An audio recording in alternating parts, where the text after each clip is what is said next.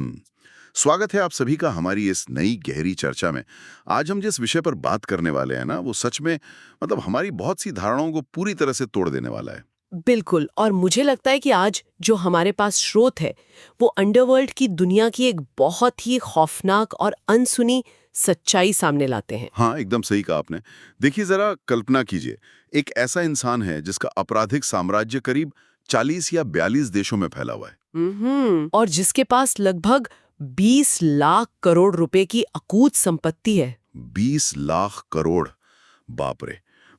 जिसके एक इशारे पर हथियारों के बड़े बड़े कंसाइनमेंट एक महाद्वीप से दूसरे महाद्वीप पहुंच जाते हैं। और सबसे बड़ी बात, जिसे एक पूरे देश की खुफिया एजेंसी, मेरा मतलब है आईएसआई, और वहां के रक्षा तंत्र का खुला संरक्षण मिला हुआ है। हाँ, ये एक बहुत ही मजबूत बैकअप है। बिल्कुल।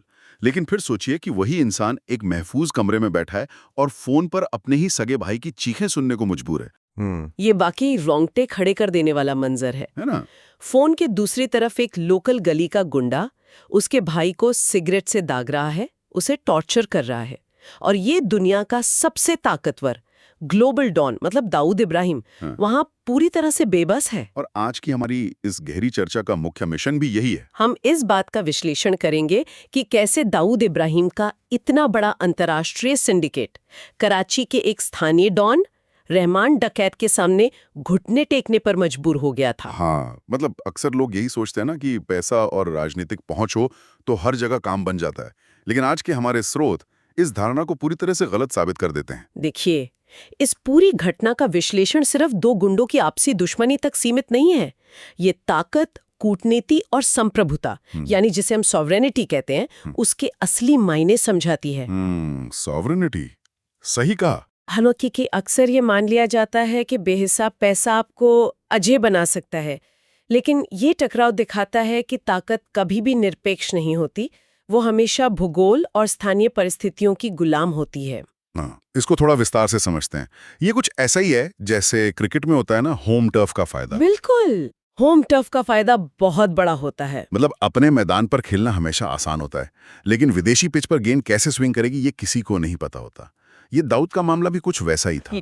हाँ, ये एनालॉजी एकदम सटीक है। जब एक ग्लोबल सिंडिकेट अपनी ही सुरक्षित पनागाह के अंदर एक ऐसे इलाके से टकराता है जहां राज्य का कोई नियंत्रण नहीं है, तो खेल के सारे नियम बदल जाते हैं। जैसे किसी बहुत बड़ी मल्टीनेशनल कंपनी का सीईओ हो, जिसके पास दुनिया भर के बेहतरीन वकील हो, अरबों का बैंक बैलेंस हो और बड़े बड़े नेताओं से सीधे संपर्क हो, और वो अचानक किसी अंधेरी गली में फंस जाए। हाँ, और उसके सामने एक चाकू लिए सड़क का कोई गुंडा खड़ा हो जाए। वहां उस सीईओ का बैंक बैलेंस या उसकी अंतर्राष्ट्रीय पहुंच तो कोई काम नहीं आएगी ना। बिल्कुल नहीं। वहां सिर्फ ये तय होता है कि सड़क के उस नियम में कौन ज्यादा हावी है।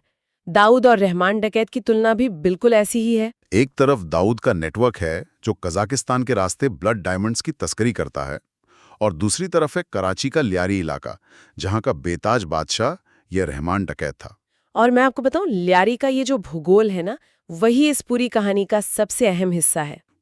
वो कैसे, थोड़ा समझाइए। देखिए, लियारी तकनीकी रूप से तो कराची शहर के अंदर ही बसा हुआ है, लेकिन व्यवहारिक रूप से वो एक अलग ही दुनिया है।